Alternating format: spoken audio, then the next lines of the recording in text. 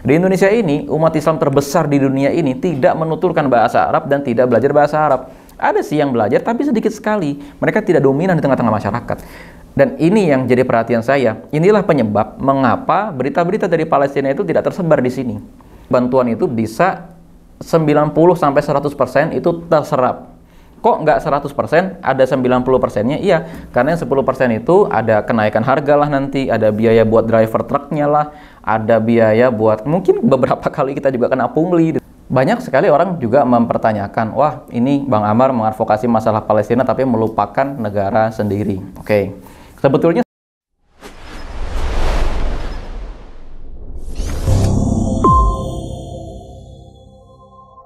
Bismillahirrahmanirrahim. Assalamualaikum warahmatullahi wabarakatuh. Alhamdulillah pada kesempatan hari ini saya masuk ke podcastnya FKM yang mudah-mudahan di podcast ini selalu memberikan keberkahan dari Allah Subhanahu wa Ta'ala kepada kita semua. Yang disinilah tempat guru-guru kita, Ustadz Umair, memberikan ilmunya atau mengundang orang yang lebih berilmu daripada kita semua untuk menyampaikan ilmunya lagi kepada kita.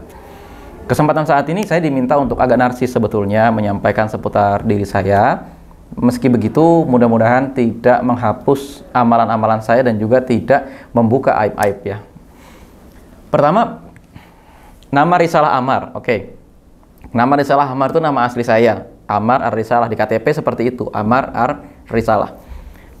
Saat itu diambil dari ayah saya ya pada saat itu di tahun 90-an ketika Intifadhah kedua, Intifadhah pertama saat itu rame-ramenya perang di Afghanistan, itu muncul kitab-kitab yang judulnya bagian depan itu pakai kata-kata Rosail, ya kan? Ya contohnya misalnya kayak Majmu'ah Ar-Rosail Imam Hasan Al-Banna dan lain sebagainya saat itu, dan ayah saya begitu menyukai kitab itu, maka beliau menginginkan ada nama Risalah di belakang nama saya. Dicarilah sebuah nama, ketemu nama Amar Ar-Risalah. Dan saat itu ayah saya mengamati isu-isu kepalestinaan, isu Afghanistan, isu Bosnia dan Chechnya saat itu di majalah Sabili. Belum ada lagi sih majalah semacam itu di saat ini, gitu. Meskipun ada Sabili di media sosial saat ini. Nah, yang kedua, karena tadi ya saya dilahirkan di masa viralnya Intifadhah pertama, sebagaimana hari ini viral Tufan Al-Aqsa. Saya dibesarkan di lingkungan keluarga saya dengan selalu mengupdate kabar kepalestinaan. 2 minggu sekali saat itu kan majalah Sabili itu terbit. Nah, itulah yang saat itu saya di masa kecil selalu membaca majalah itu. Dan majalah Sabili itu konsisten saat itu, dari Intifadhah pertama sampai Intifadhah kedua, sampai dengan tahun 2004, terbit terus mengabarkan kepada kita apa yang terjadi di Palestina. Bahkan adik saya namanya Hamas. Ya, adik saya persis itu namanya Hamas. Artinya ini menunjukkan bahwa memang keluarga saya saat itu sangat bersimpati dan ingin terlibat dalam perjuangan kepalestinaan meskipun dari keluarga biasa. Bukan keluarga ustadz, bukan keluarga aktivis banget, enggak juga. Tapi selalu update. Nah, itu yang pertama. Yang kedua, saat itu memang ayah saya juga mengoleksi banyak risalah-risalah para ulama-ulama Mesir atau juga para ulama-ulama Suriah. Di antaranya buku Syekh Mustafa As-Sibai, bukunya Syekh Yusuf Al-Qaradawi, terus diantara lagi buku-bukunya Sayyid Qutb dan lain-lain sebagainya. Itu membentuk ideologisasi keluarga kami. Terserah mungkin nanti kalau dikatakan Qutbiyun apa dan lain sebagainya. Kita tidak mengambil pemikiran beliau menyimpang, akan tetapi kita mengambil pemikiran beliau yang anti kapitalisme, anti imperialisme dan lain sebagainya. Itu membentuk jiwa kami pada saat itu membentuk pemikiran saya. Nah, kalau ditanya bagaimana mulanya aktivitas kepalestinaan, ya saat itu memang awalnya itu dari perang 2014, perang Asif Makul pada saat itu, yang betul-betul saya serius akhirnya memberitakan kabar-kabar dari saudara-saudara kita yang ada di bumi Syam dan di Palestina secara umum. Perang Asif Makul itu pencetus terjadinya adalah rekonsiliasi antara Hamas dengan Fatah, antara gerakan H gitu ya dengan gerakan Fatah. Itu mereka rekonsiliasi. Ismail Haniyah rahimahullah ta'ala meletakkan jabatan sebagai Perdana Menteri dan menyerahkan Perdana Menteri itu kepada orang-orang dari PLO atau orang-orang dari Fatah. Nah, saat itulah ternyata pihak penjajah tidak menyukai itu. 1 minggu saja setelah terjadi perdamaian itu, yang disebut sebagai perdamaian Kamshati, karena terjadi di rumah Ismail Haniyah di Kamshati, penjajah itu menyerbu Gaza dengan pertempuran yang cukup besar sekitar 50 hari saat itu. Jumlah korban syahid mencapai 2.200 atau ada yang mengatakan juga 2.500. Dan saat itu, ya teman-teman sekalian, jurnalis-jurnalis yang ada di Gaza itu menggunakan Twitter untuk memberitakan seperti yang sekarang di Telegram nih. Saat itu menggunakan Twitter, ada jumlah korban di Deir al-Balah, ada jumlah korban di mana dan sebagainya. Secara lifetime, secara waktu real time, secara waktu yang nyata. Jadi misalnya tentara penjajah itu meledakkan roket di mana, ini 2014 ya. Kita langsung bisa tahu korbannya berapa, evakuasinya di mana, apa dan lain-lain sebagainya. Itu yang pertama. Dan saat itu kita memberitakan secara terus-menerus sehingga kita cukup menghafal nih bagaimana strateginya para pejuang tarik ulurnya, bagaimana para pejuang itu menciptakan ruang operasi bersama gitu loh, sehingga para faksi yang ada di Gaza itu bertempur bersama melawan tentara penjajah, beda dengan di tepi barat. Nah, itu periode-periode awalnya, tapi setelah perang itu selesai, kemudian bukan vakum, tapi mengalihkan ke bentuk lain. Saya menciptakan banyak komunitas, misalnya saat itu di Jakarta, fokusnya di Jakarta. Saya bikin banyak buku, puisi, dan lain sebagainya untuk mengadvokasi masalah Palestina, dan beberapa kali kita sempat live Instagram dengan kawan-kawan saya dari Masjidil Aqsa. Terus saya juga bertemu dengan ikatan-ikatan remaja di Palestina saat itu secara online gitu ya. Barulah kemudian aktif lagi pada perang tahun 2022 saat itu. Ketika gencatan senjata dari perang tahun 2021 itu gagal, pihak penjajah melanggar gencatan senjata tersebut, saya memulai membuat akun Telegram.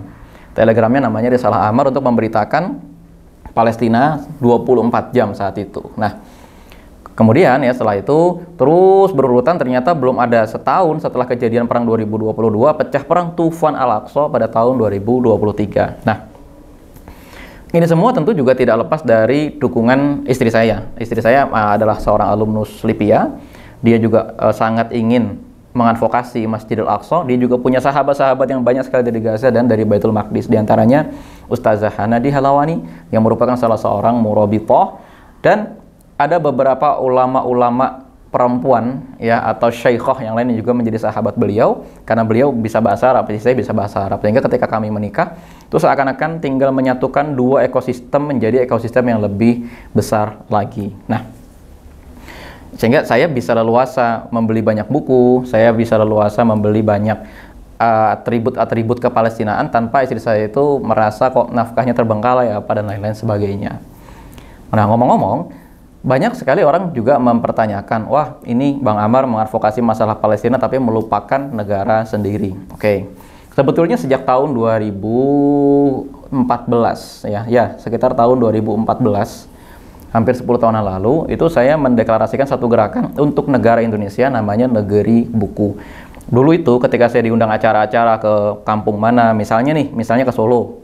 Lalu kemudian saya pasti bilang ke panitia, tolong antarkan saya ke satu desa yang butuh perpustakaan, saya bawakan bukunya. Dan saat itu dari mana saya dapatkan bukunya, saya suka pergi ke toko-toko buku bekas, tuh beli ensiklopedi, beli apa yang harganya murah, 300.000 sampai sejuta, udah dapat 2 dus, 3 dus. Saya bawa dengan ransel. Jadi saat itu tuh saya pakai ransel, habis ngisi acara, saya minta diantarkan sama panitia naik motor kemana, kita taruh buku itu di musola, taruh buku itu di rumah ketua RT dan lain sebagainya. Kita nggak bikin tempat sendiri, tapi buku itu harus hidup di rumah orang. Nah, kita deklarasikan Negeri Buku saat itu, dan sampai dengan hari ini sudah 250 perpustakaan se-Indonesia. Yang paling jauh itu ada di Aceh, kemudian di Jayapura juga ada. Dan perpustakaan itu tetap hidup, karena apa? Ini nggak pakai panitia. Perpustakaan itu dibangun di ruang tamu pendirinya masing-masing. Jadi ketika dia datang bertamu, ya isinya buku.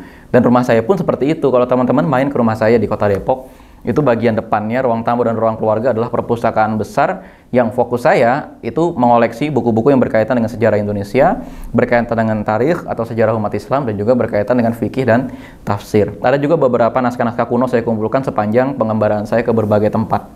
Ya, jadi dulu tuh kalau saya diundang ke sebuah tempat, misalnya diundang ke Solo nih, saya pasti minta tolong antarkan saya ke tempat yang mengkoleksi naskah kuno dan saya bisa mengambil naskah itu. Karena ada banyak naskah-naskah yang belum diinventarisasi oleh pemerintah. Itu contohnya. Ketika saya kemarin ke Kairo, saya menemukan naskah Syekh Al-Falimbani.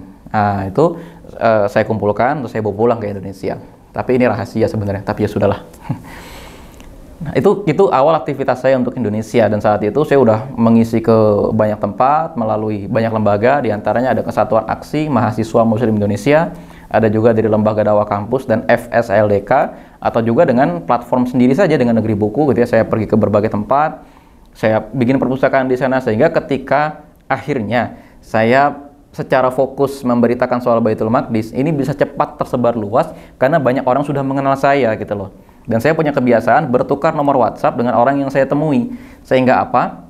Saya kehilangan banyak akun, dan akun saya itu bisa naik lagi karena banyak orang punya nomor saya. Saya bisa mengontak mereka dan mereka bisa mengontak saya. Dan saya juga punya kebiasaan saat itu bikin status di WhatsApp, dan status itu sama kayak konten di Instagram, ada cerita bersambung lah gitu, sehingga orang tuh mendapatkan informasi tentang Baitul Maqdis dan tentang Gaza dari sana juga. Nah, tapi pasti juga banyak yang bertanya, kenapa kok Bang Amar itu dulu buku-buku pertamanya tentang nikah itu kok kayaknya agak nggak nyambung. Oke, ini teman-teman sekalian, awalnya bukan bidang ilmu, lebih tepatnya fokus saya pada saat itu ke Sirah Nabawiyah. Saat itu konten-konten awal saya di tahun 2017, 2018 itu bukan tentang nikah, tapi tentang Sirah Nabawiyah dan melawan ideologi sepilis, ya, sekuler, pluralisme dan liberalisme. Terutama saat itu masuknya lewat LGBT dan juga masuknya lewat liberalisme. Konten saat itu ternyata cepat naik, konten-konten itu cepat naik.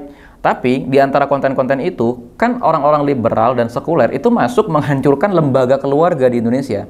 Keluarga dibuat tidak lagi sakral, ikatan pernikahan dibuat tidak lagi sakral, hubungan antara ibu dengan anak dibuat tidak sakral, dan hubungan antara suami dengan istri itu tidak lagi dibuat sakral. Bahkan sampai menyangkut kepada masalah seksual. Maka sebagian konten saya pada saat itu memang menyoroti permasalahan pernikahan. Nah, tapi ternyata itulah justru yang paling meledak gitu loh. Karena generasi saya pada saat itu yang usianya 25, 26, 27, 28 kan rata-rata itu di usia menikah dan mereka mulai bersiap-siap. Mereka takut kalau pasangan mereka itu punya trauma di masa lalu yang belum selesai. Mereka takut pasangan mereka adalah seorang LGBT yang menutupi pernikahannya dengan pernikahan lavender atau pernikahan tanpa cinta dan nafsu yang tujuannya menyembunyikan status LGBT dia dan seterusnya. Maka konten-konten itu jadi meledak. Saya dikontak oleh satu penerbit namanya Lini Masa. Ini Mbak Kartini F. Astuti, beliau adalah seorang konten kreator yang hebat. Ini bagaimana kalau naskah-naskah yang berkaitan tentang pernikahan diterbitkan. Tapi saya bilang saat itu, saya nggak mau kalau hanya konten di Instagram diterbitkan. Saya mau menulis dari awal. Nah, itulah yang menjadi buku Karena Menikah Tak Sebercanda Itu. Awalnya buku itu tebal.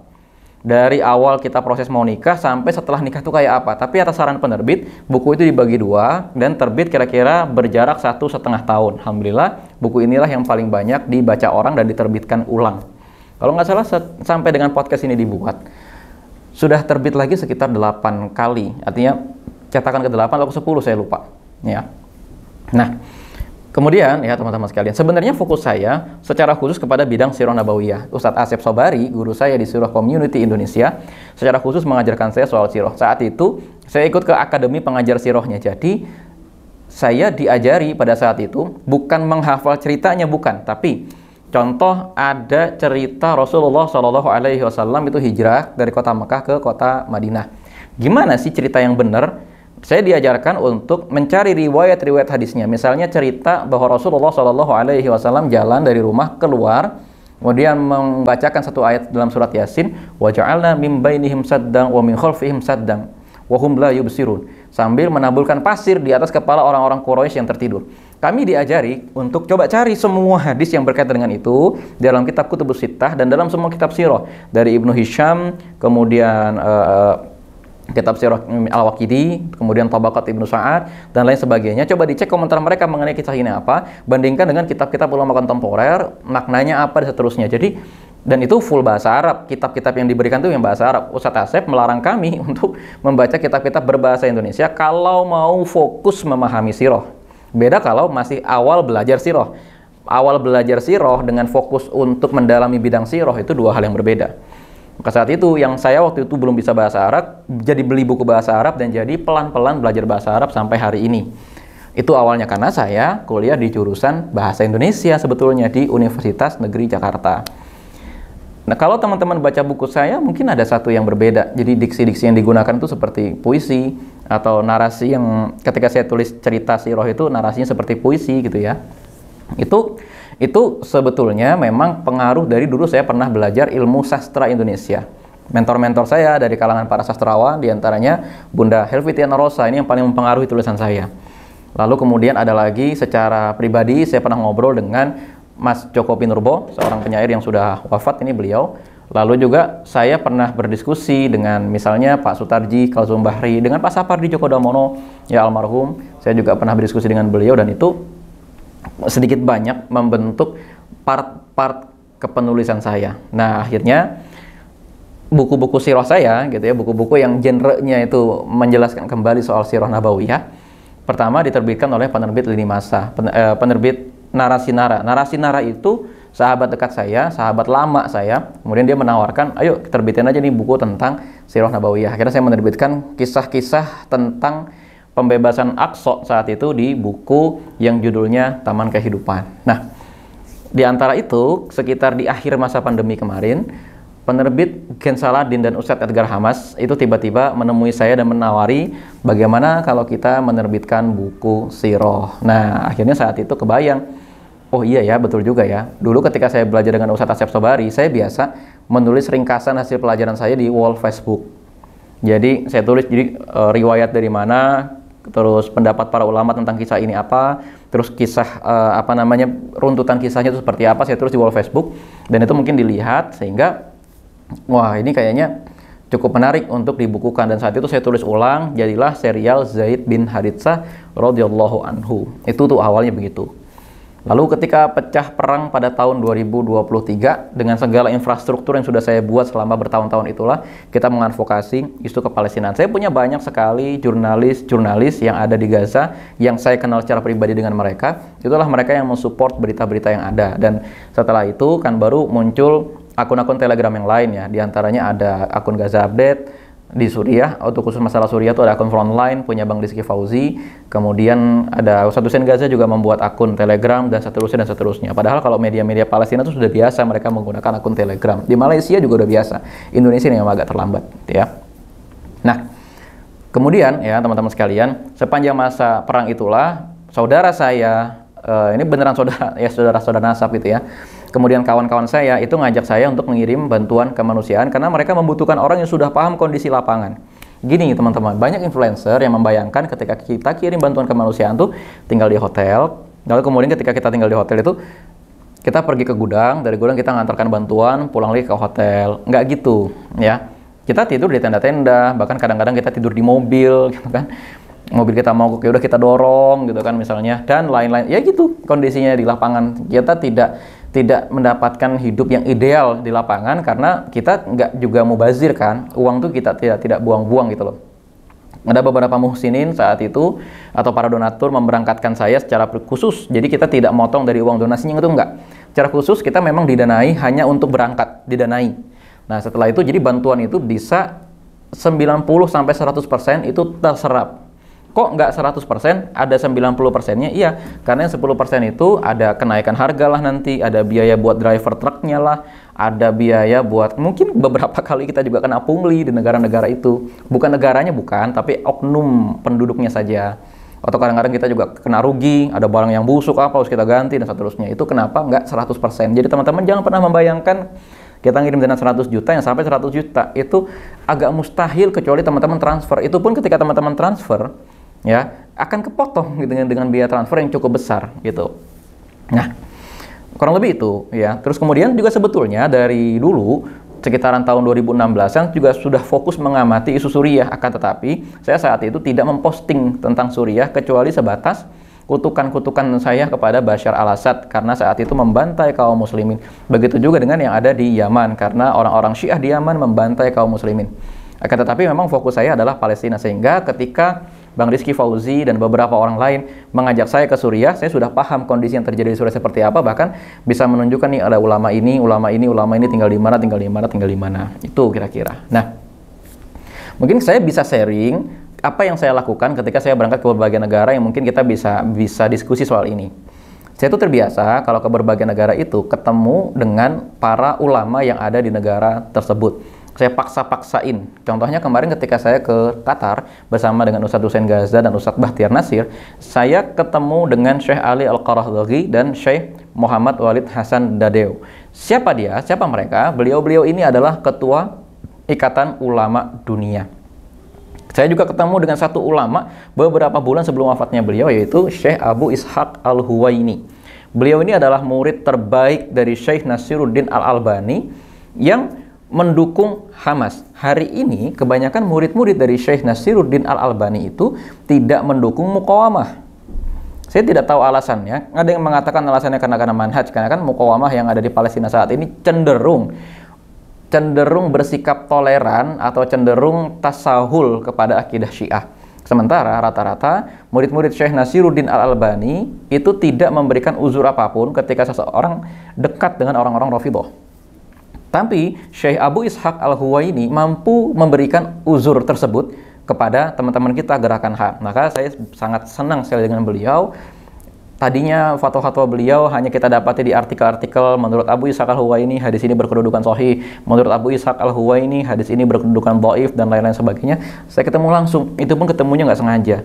Ketemunya itu ketika kita nginep di sebuah hotel. Ternyata ketika saya lagi makan ketemu sama Syekh Abu Ishaq Al-Huwaini lagi jalan. Wih, ternyata kita satu hotel. Masya Allah memang. Ketika di Mesir saya juga seperti itu. Di Mesir itu kan saat itu sedang ada beberapa ulama, ada Syekh Ahmad Thayyib misalnya, ada Syekh Ali Gomah gitu kan. Lalu kemudian ternyata ada juga Syekh saat itu Said Al-Kamali, di ulama mazhab Maliki yang terkenal sekali di zaman ini. Saya berdoa kepada Allah, ya Allah pertemukan aku dengan ulama negeri ini. Ternyata misi saya begitu menyibukkan saya, karena saat itu saya keliling-keliling rumah sakit menangani korban luka dari orang-orang Palestina yang berhasil hijrah ke Kairo saat itu. Terakhir-terakhirnya di bandara, saya ketemu di ruang tunggu dengan seorang syekh yang tidak asing. Kok saya seperti kenal orang ini? Saya beranikan menegur saat itu. Assalamualaikum ya Syekh, antum dari Azhar ya? Antum Syekh Azhar kah? Iya betul, gitu. Terus pasti Syekh ini notice, kok saya nggak tahu dia, padahal saya tahu dia dari Al-Azhar, tapi kok nggak tahu Syekh ini siapa? Afwan Syekh, Ana dari Indonesia, Ana duyuf di sini. Ana nggak bilang lagi ngapain gitu ya, tapi ini cerita pokoknya saya duyuf di sini, habis melakukan beberapa hal. Afwan Syekh, apakah antum Syekh Azhar? Iya betul. Stafnya bilang, iya ini adalah Syekh Ibrahim Hudhud. Syekh Ibrahim Hudhud itu mantan rektor Al-Azhar. Dia adalah salah satu orang yang paling menguasai bahasa Arab hari ini. Dia bukan paling menguasai, tapi lebih tepatnya pakar bahasa Arab hari ini. Jadi saya punya kebiasaan kalau pergi ke berbagai tempat itu selalu berdoa, ya Allah pertemukan aku dengan ulama negeri ini, karena yang paling bermanfaat dari sebuah negeri adalah ilmunya. Dan saya punya kebiasaan kalau pergi ke berbagai tempat itu, saya ke toko-toko buku, dan saya kadang nggak punya uang gitu ya. Maksudnya uang saya itu habis buat bekal perjalanan, akhirnya saya ke toko-toko buku bekas, biar udah beli buku-buku bekas aja yang ada di sana, dan buku-buku bekas itu kan rata-rata aneh-aneh. Ada kitab-kitab tarikh lokal tempat itu saya beli gitu ya, atau tarikh kitab-kitab keilmuan ulama lokal dari situ saya beli. Kemarin ketika ke Damaskus, saya itu mau ketemu dengan Syekh Mustafa Dib Al-Bugha dan Muhammad Az-Zuhaili. Tapi ternyata dua orang itu lagi sibuk, karena juga lagi masa-masa awal-awal revolusi itu kan, awal-awal kemerdekaan Suriah. Mereka agak khawatir kalau ditemui dengan orang asing yang bukan tulab di Universitas Islam Damaskus saat itu. Jadi mungkin ketika nanti saya balik ke Suriah, saya berazam, saya niatkan, ya Allah pertemukan aku dengan dua sosok ulama tersebut. Kira-kira teman-teman sekalian itu dulu yang bisa kita sharing. Mudah-mudahan kita terus-menerus dipakai oleh Allah Subhanahu wa Ta'ala. Karena gini, hari ini di dunia Islam itu banyak sekali orang yang tidak tahu bahwa Palestina dan Al-Aqsa itu masih terjajah. Mereka hanya sibuk memikirkan dirinya sendiri saja. Ketika hadir berita di Palestina, mereka seakan-akan berpikir bahwa ini adalah berita di ujung dunia belahan sana yang tidak ada kaitannya dengan Indonesia sama sekali. Tidak ada hubungannya dengan piring makan kita sama sekali. Tidak ada hubungannya dengan apa yang terjadi di kota kita hari ini sama sekali. Padahal sesungguhnya seluruh ekosistem dunia Islam itu saling terhubung. Nah, keterhubungan inilah melalui hubungan akidah, melalui hubungan bahasa, melalui hubungan kemanusiaan, insaniyah, yang coba saya tawarkan kepada kaum muslimin di Indonesia bahwa kamu tuh punya saudara di Palestina. Dan satu masalah besar lagi di sini adalah kita tuh nggak bisa bahasa Arab. Indonesia itu bukan umat Islam penutur bahasa Arab, dengan Malaysia juga sama, tapi masih mending di Malaysia lebih banyak lagi yang bisa bahasa Arab. Di Indonesia ini, umat Islam terbesar di dunia ini tidak menuturkan bahasa Arab dan tidak belajar bahasa Arab. Ada sih yang belajar, tapi sedikit sekali. Mereka tidak dominan di tengah-tengah masyarakat. Dan ini yang jadi perhatian saya. Inilah penyebab mengapa berita-berita dari Palestina itu tidak tersebar di sini. Maka peran saya dan tim di sini, saya ingin, ya Allah, mudah-mudahan kabar itu sampai kepada kita semua.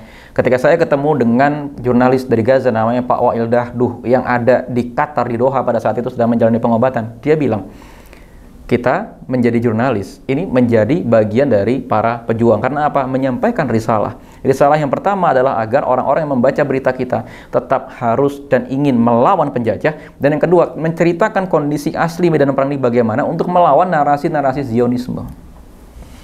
Kira-kira itu teman-teman sekalian. Mudah-mudahan kita bisa bertemu di Masjidil Aqsa atau di Masjid Bani Umayyah dalam keadaan berjuang. Assalamualaikum warahmatullahi wabarakatuh.